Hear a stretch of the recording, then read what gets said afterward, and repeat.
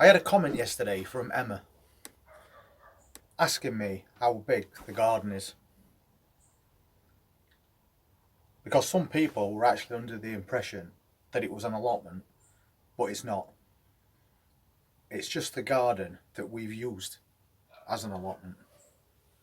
And the answer to that question is 4,400 square feet, but that doesn't include the part at the bottom, which we don't show that often.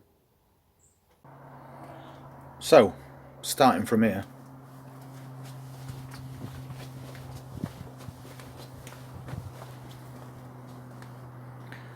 that's the part that's not included on that measurement that I just gave you. And that's because we don't really use this for vegetables, except the strawberry bit. That part we've just grassed.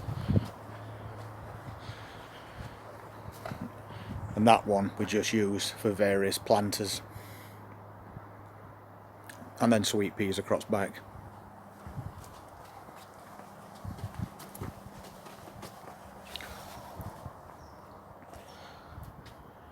Then there's that area that gets used for various things during summer. And that shed, you can probably get budgies. Obviously there's that container garden bit as well, which has now been stripped right back, ready for a new project.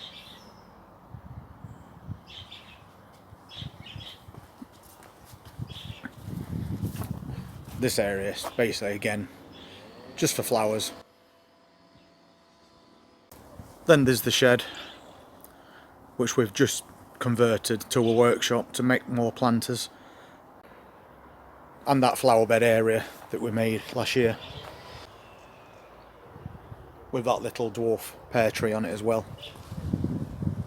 And basically I just planted that border of fir trees just to separate the main allotment part, front rested garden, which is mainly used for flowers. And then that's where we start getting into that part. With first there is hoop tunnels and greenhouses, of course.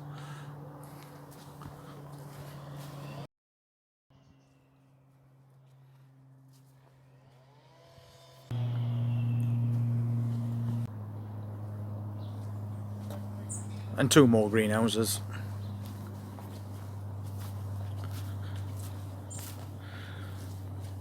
And then after this area,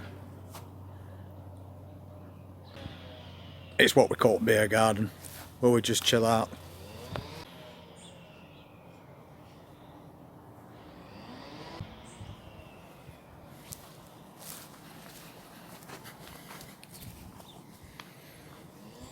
So all in all, a really big garden.